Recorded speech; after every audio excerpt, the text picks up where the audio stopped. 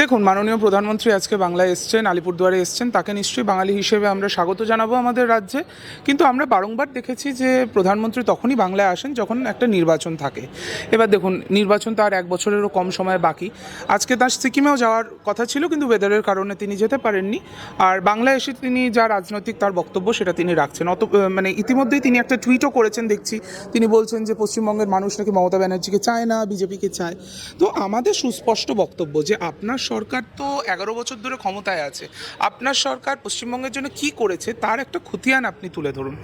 তৃণমূল কংগ্রেস 14 বছরের সরকার আছে রাজ্যে, এবং তৃণমূল কংগ্রেস মানুষের কাছে যাবেই তাদের নিজস্ব পারফরমেন্সকে নিয়ে। এর আগেও প্রত্যেকটা নির্বাচনে আমাদের পারফরমেন্স নিয়েই আমরা কিন্তু সরকারের জন্য আমরা গেছি, নির্বাচনে গেছি।